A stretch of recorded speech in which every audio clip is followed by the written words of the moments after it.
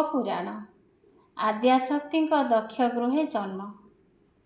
पुणी सनत कुमारे बोलती ऋषिए आहे देव दया करी कुहंतु कथाए। शिव रुद्र अवतार हेबा कथा मान तब मुख शुणी कलु पातक मोचन। आबर कहिल निजे मात आद्याशक्ति शून्य मार्गे कही गले शिवंको भारती। कहिले से मात दक्ष घरे हेबे जात पुणी शिव चाहिण रहिले हिमवंत। ताहा परे केउ केउ कृत्य सेहु कले किपरि दक्ष गृहरे शिवानी जन्मिले। आबर जे केते दिने पुणी केउ परी शिवंकु विवाह कले मात शाकंभरी। ताहा विस्तारीण देव आंभ आगे कह तब मुख शुणी पाप ताप हेब क्षय। शिव बोली अटे जेउ दुईटी अक्षर भव पाराबार कुसे अटे कर्णधार। से बेळु तब मुखरु ताहांकर गुण शुणिलुणी एठावर सर्व ऋषिगण। से दिनु आंभ मनरे आनंद पार तप बळे लभिलु जे दर्शन तुम्भर।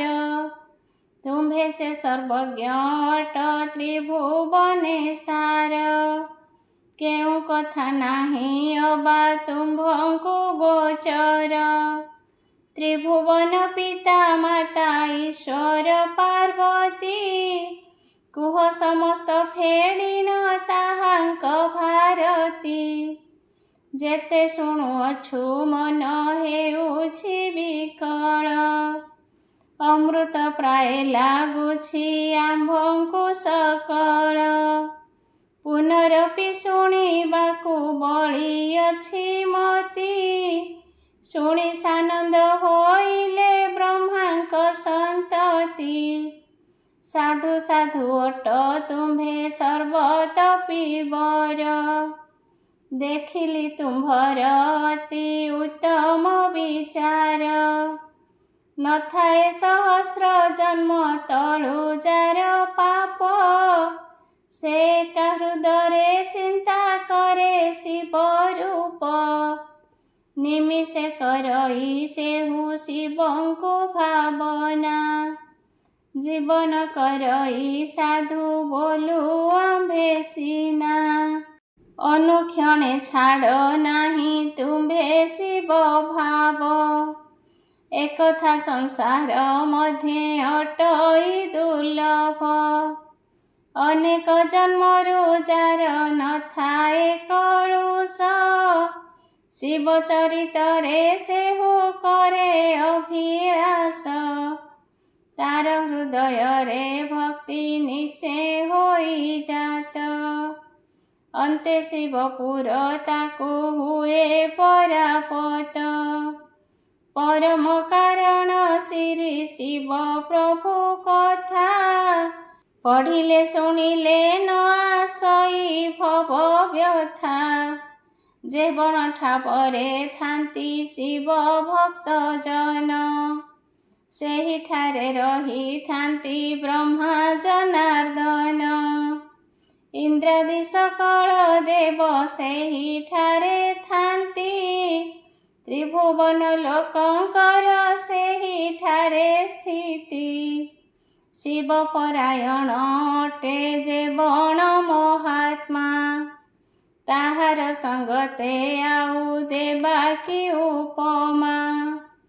तातुलरे रही थांती गंगादि सरित क्षणे न हुड़ंती ताकु पुष्करादि तीर्थ। समस्त मंगल रही थाए तार तही ସେ କଥା ବଚନେ ଅବାକେ ପାରିବ କହି।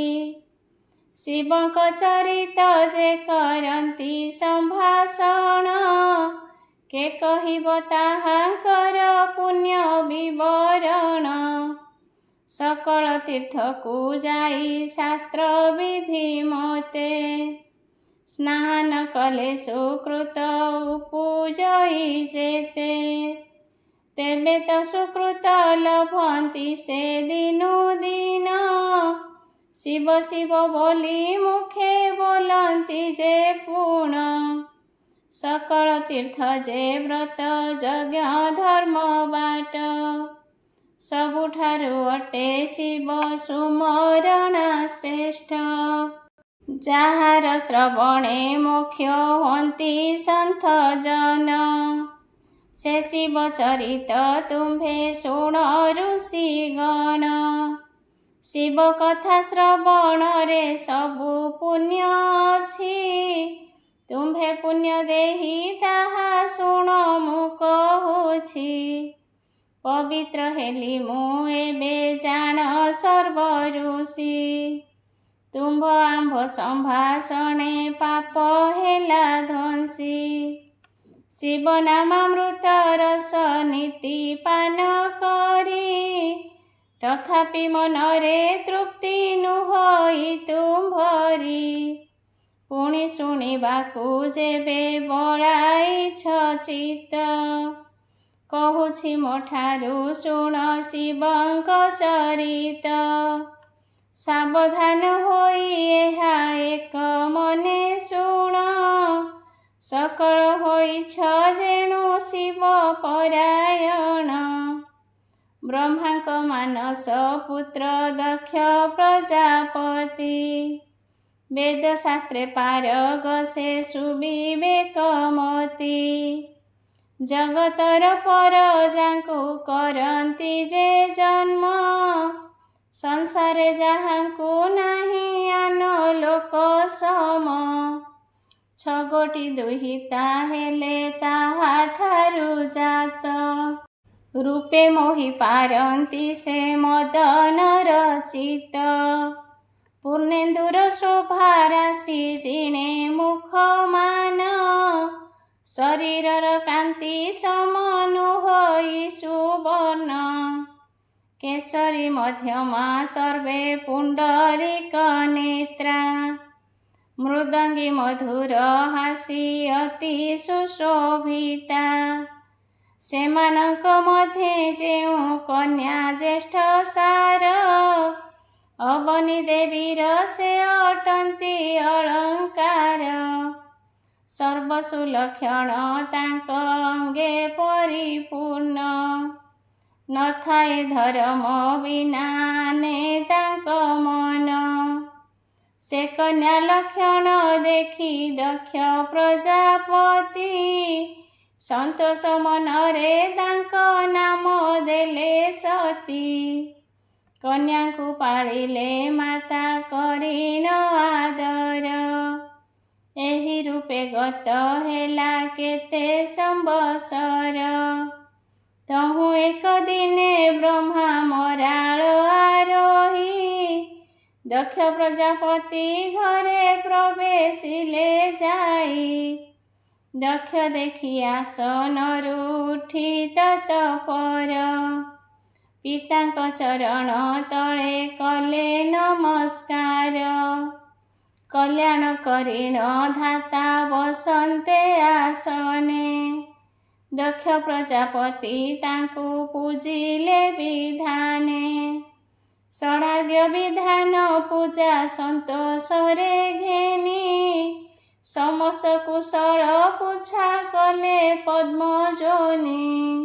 ହର୍ଷେ ଦକ୍ଷ କହୁଛନ୍ତି କୁଶଳ ବାରତା, ଏମନ୍ତ ସମୟେ ମିଳି ସେ ଷଡ଼ ଦୁହିତା। ପିତାମହଙ୍କର ପାଦେ କଲେ ନମସ୍କାର, ସନ୍ତୋଷ ହୋଇଲେ ତାଙ୍କୁ ଦେଖି କୁଶଧର। ତହୁଁ ଜ୍ୟେଷ୍ଠା ନାତୁଣୀର ବଦନକୁ ଚାହିଁ, देखिले जेतेक चिन्ह थिला अंगे रही। तिनि गोटी नयन जे भाले खंड इंदु, आदिशक्ति अटंती जे शिव प्राण बंधु। से कन्या को देखी धाता दश मुखे चाही, बोइले हे प्रजापति भाग्यवंत तुही। तू केते सुकृत बाथिलु पूर्वे करी, तेणु तो कोଳରେ जात हेले आदि नारी। सकल लोकर एहु अटंती जननी, यांक पाद लागी हर्ष होई मेदिनी। तोहर दुहिता एबे हेले हुआसी, धन्य मु होइली देखी तो भुवने पसी। ए कन्या गोटी को एबे ईश्वर को दिय, जगते मंगल हेब एथिरु उदय। एहाकु शिवंकु जेबे कराइब विवाह, विकसी उठिब तिनि भुवन रे शोभा। ए दुर्लभ कथा को तू न विचार आन, शिवंकु करिबा निश्चय कन्या प्रदान।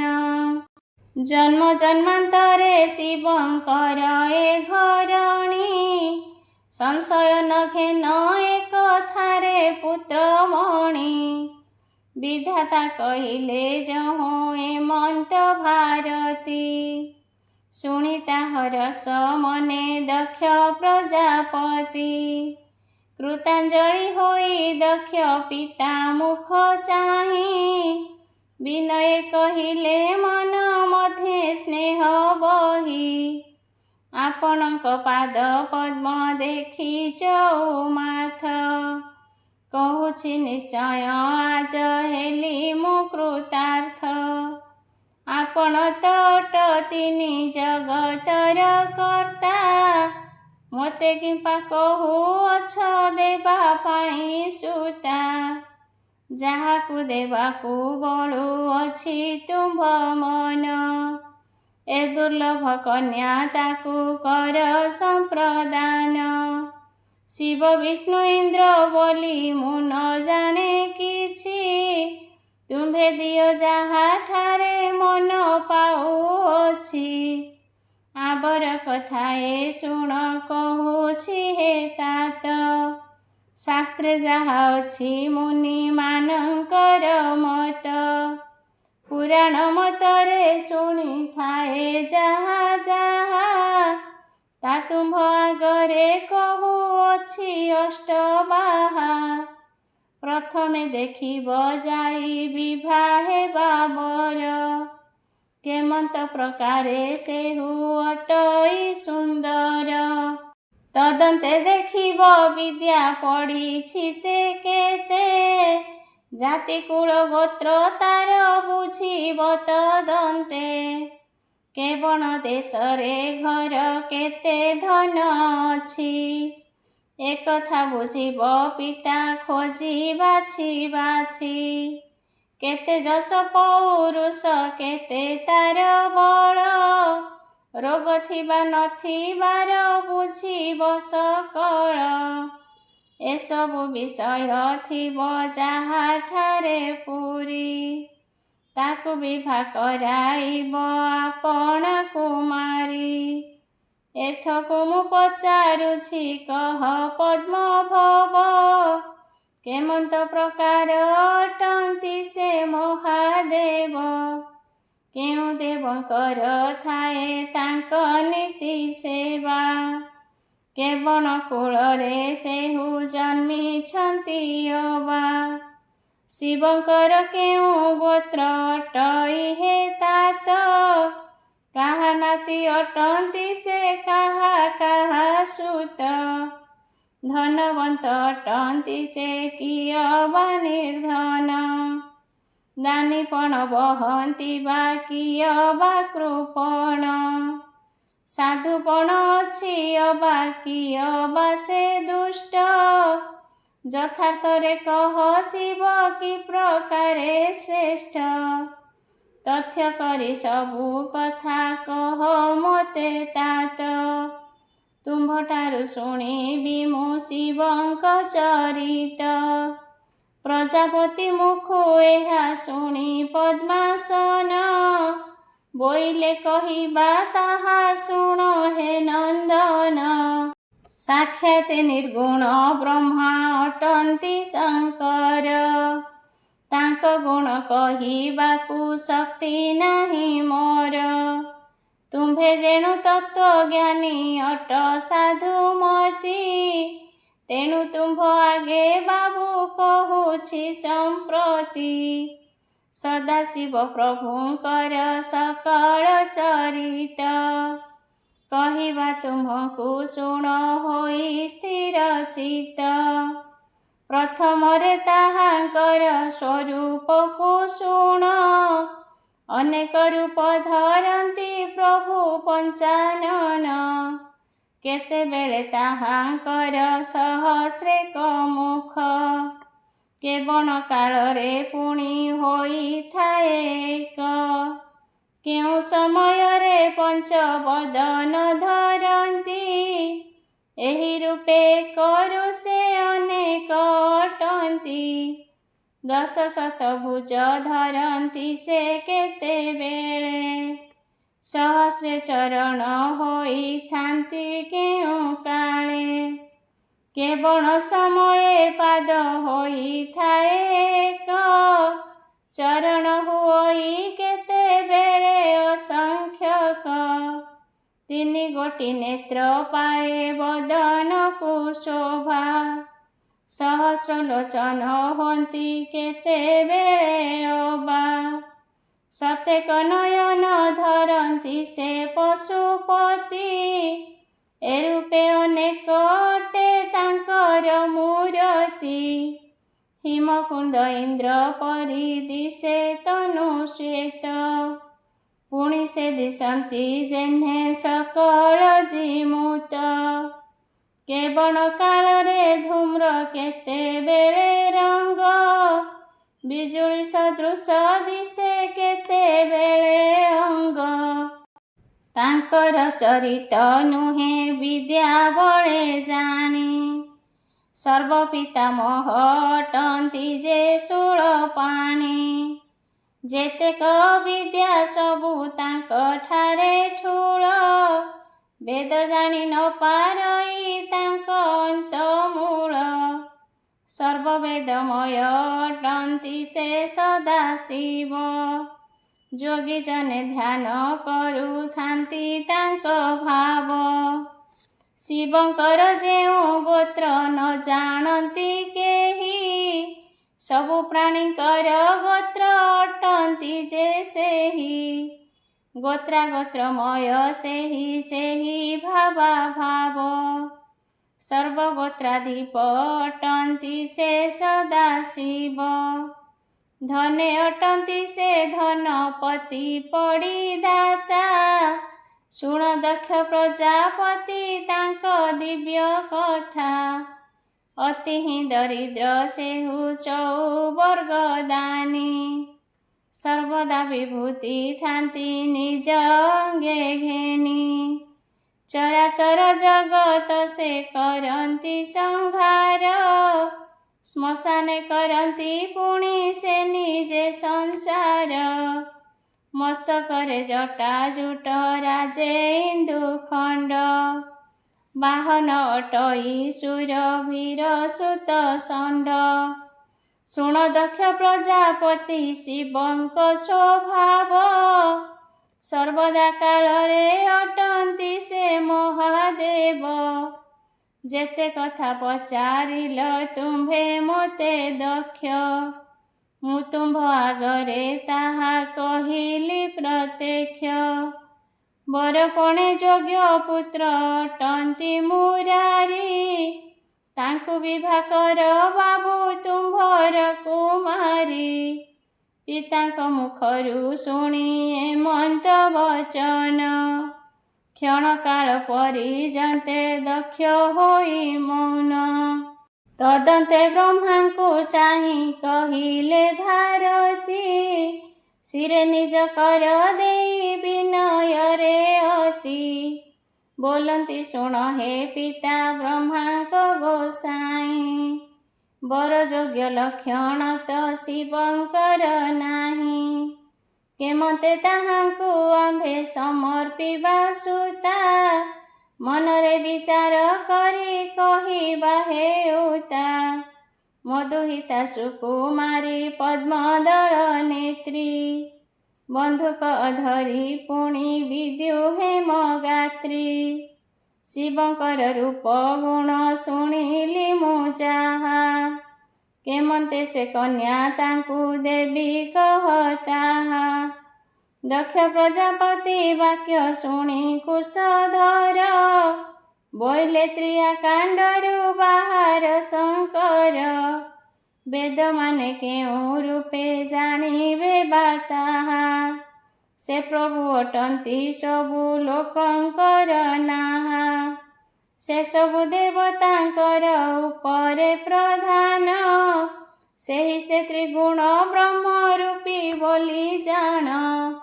ତ୍ରିପୁର ମାରଣ ଅର୍ଥେ ହୋଇ ଅବତାର, ଦେବଙ୍କ ଛଳରେ ପୂର୍ବେ ନାସିଲେ ଅସୁର। ମହିମା ସେ ପ୍ରଭୁଙ୍କର କେ ପାରିବ ଜାଣି, ମୋତେ ଅଗୋଚର ଯେଣୁ ପ୍ରଭୁ ଶୂଳପାଣି। ନିର୍ଗୁଣ ଅଟନ୍ତି ଯେଉଁ ପ୍ରଭୁ ସଦାଶିବ, ତାହାଙ୍କୁ ଗୋଚର ହେବ ତାଙ୍କ ନିଜ ଭାବ। ଏମନ୍ତ ବଚନ ଶୁଣି ଦକ୍ଷ ପ୍ରଜାପତି, ବିନୟ ହୋଇଣ ପୁଣି ବ୍ରହ୍ମାଙ୍କୁ ବୋଲନ୍ତି। ତୁମ୍ଭେ ଏକା ମୋର ପ୍ରଭୁ ଅଟ ପଦ୍ମାସନ, ତୁମ୍ଭ ବିନୁ ପ୍ରଭୁ ଆଉ ନ ଜାଣେ ମୁଁ ଆନ। ତୁମ୍ଭ କରେ ମୋର କନ୍ୟା ସମର୍ପୁଛି ମୁହିଁ, ଯାହାକୁ ତୁମ୍ଭର ଇଚ୍ଛା ଦିଅ ତାକୁ ନେଇ। ତୁମ୍ଭଙ୍କୁ ମୋ କନ୍ୟା କଥା ନ ଲାଗେ କି ତାତ, ତୁମ୍ଭେ ଥାଉ ମୁଁ କହିବା ନୁହଁ ଉଚିତ। କହନ୍ତି ସେ ମହାଯୋଗୀ ଋଷି ଗଣ ଜାଣ, ଦକ୍ଷଠାରୁ ପିତାମହ ଶୁଣି ଏ ବଚନ।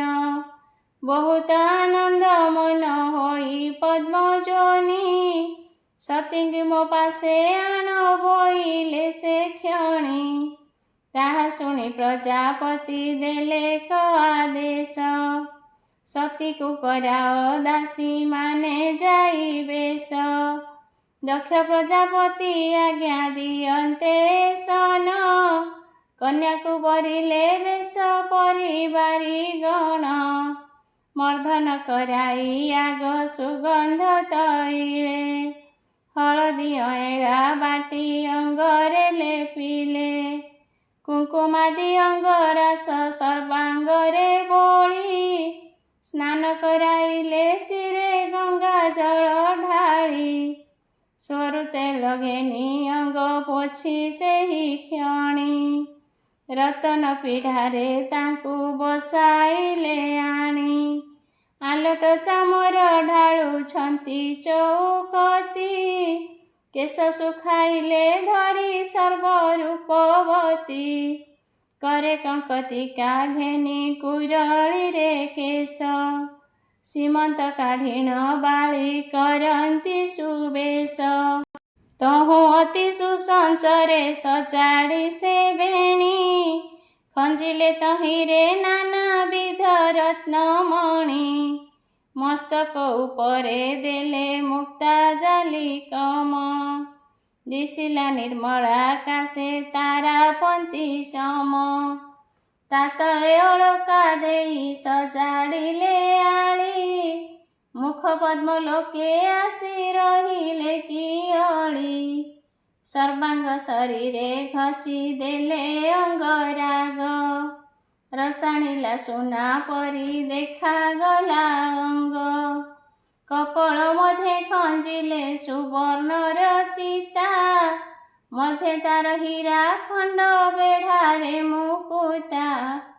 कर्णरे ताटंग बेनी ऊर्ध्व जालिकम, रतन जड़ित होई दिशे मनोरम चाउली झलका फूल रत्न मल्ली कढ़ी तदंते खंजिले दासी गण आग बढ़ी सुसंचना सिका दिशे तीर फूल जीणा तही मंडिले बसणी आउ फूल गुणा मध्यरे हीरक दंडी दिशे झट झट चंद्र संगे होइले कि गुरु शुक्र भेट भ्रुलता मध्यरे सिंदूरर बिंदु लेखी तातळे अर्धेन्दु देले चंदन रे सखी कस्तूरी तिलक दिशे अति मनोहर गंड देशरे मोहुरी तहु शोभा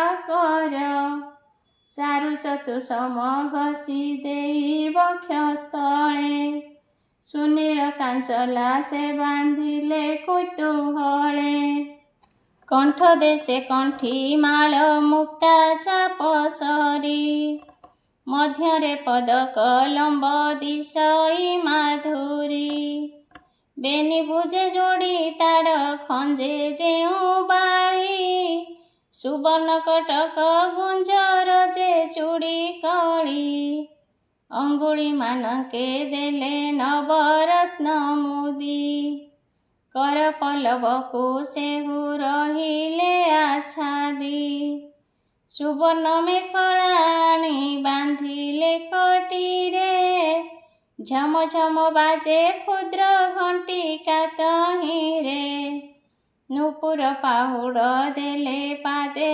आभरण चरण चालते ताहा बाजे ऋण झुण पादरे लेखिले सखी सुरंगलता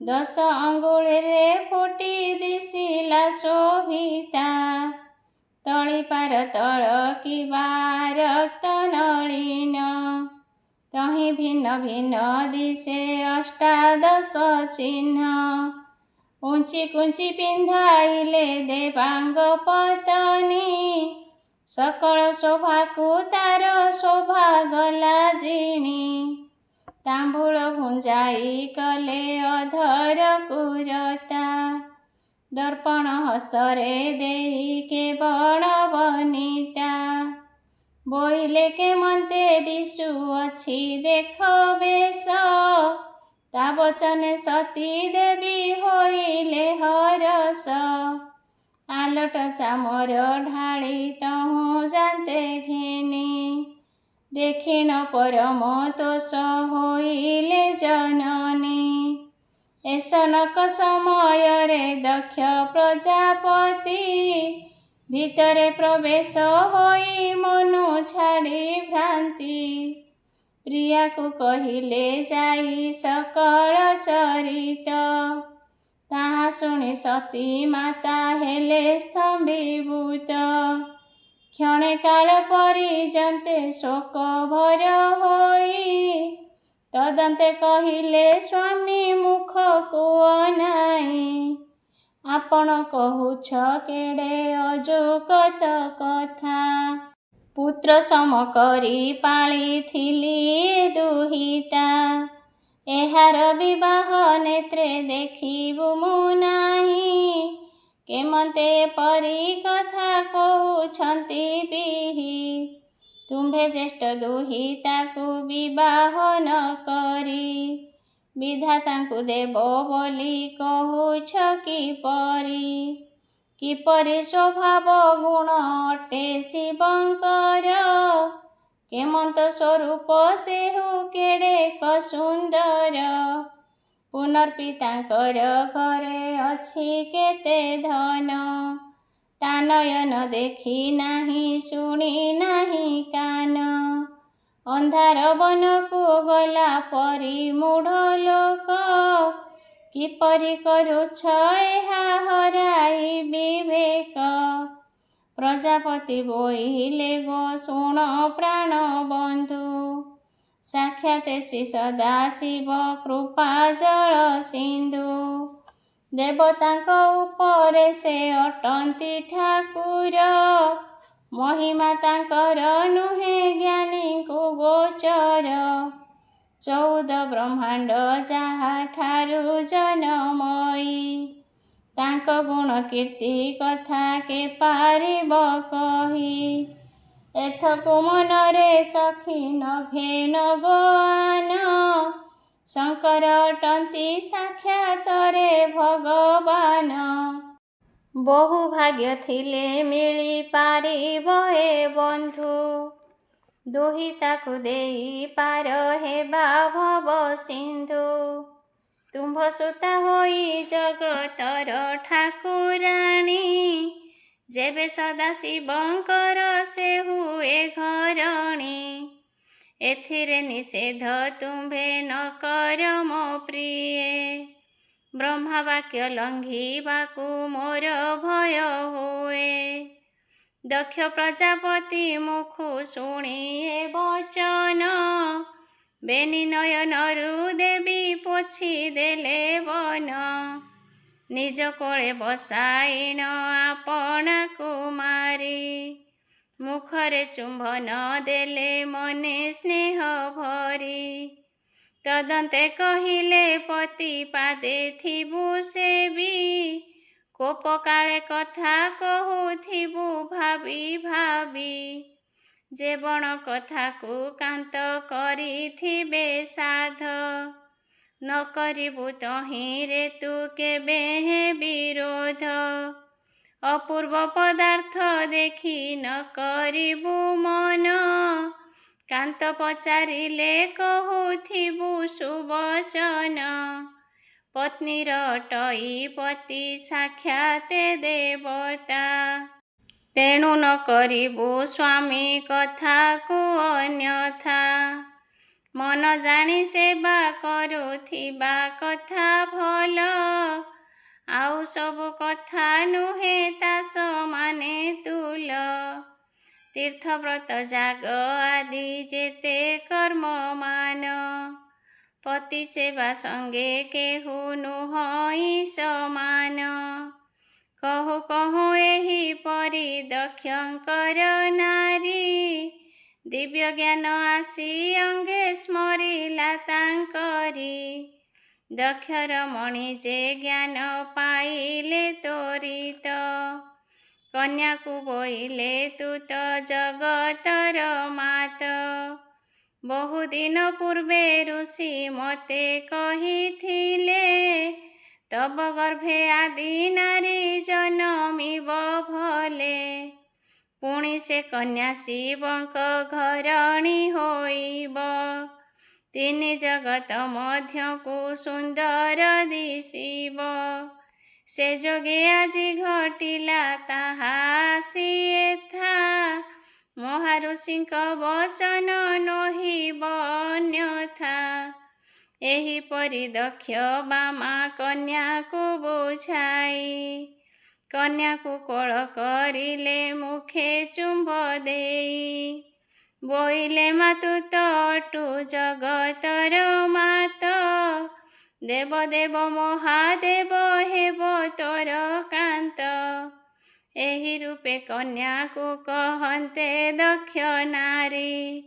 ପୁନଶ୍ଚ ଧାତା ତାହାଙ୍କୁ ବୋଇଲେ ତିଆରି। ବିଳମ୍ବ ନ କରି ଏଥେ ଶୀଘ୍ରେ କନ୍ୟାଣ। ମହାଦେବଙ୍କର ପାଦେ କରିବା ଅର୍ପଣ। ଏହା ଶୁଣି ମହାମାଇ ହରଷିତ ହେଲେ। କନିଷ୍ଠ ଭଗ୍ନୀମାନଙ୍କୁ କୋଳାଗ୍ରତ କଲେ। ତାହାପରେ ଧୀରେ ଧୀରେ ଜଗତର ମାତ। ଗଜଗତି କରି ବାହାରିଲେ ସେ ତୁରିତ। ସତୀଙ୍କୁ ଦେଖି ବସିବା ସ୍ଥାନୁ ବେଦବର। କନ୍ୟା ରୂପ ଦେଖି ମନେ ହେଲେ ହର୍ଷ ଭର। ଧାତାଙ୍କ ଛାମୁରେ ଦକ୍ଷ ହୋଇଣ ହାଜର। ସମର୍ପଣ କଲେ କନ୍ୟା ହର ସମନର। ଲାଜ ଲାଜ ହୋଇ ଦର ଦର ହାସେ ସତୀ। ପିତାମହଙ୍କର ପାଦେ କରିଲେ ପ୍ରଣତି। ହେଠ ବଦନରେ ଲାଜ ଲାଜ ହୋଇ ମାତ, ଧାତାଙ୍କ ପାଶରେ ଉଭା ହୋଇଲେ ତୁରିତ। ସେ ଆଦି ଶକ୍ତିଙ୍କର ଯେ ଅଭୟ ପୟରେ, ଅଧମ କ୍ଷେତ୍ର ମୋହନ ମନର ହୁବାରେ। ପରବର୍ତ୍ତୀ ଅଧ୍ୟାୟରେ ଶୁଣିବା ଶିବ ଓ ଶକ୍ତିଙ୍କର ବିଭାଗର।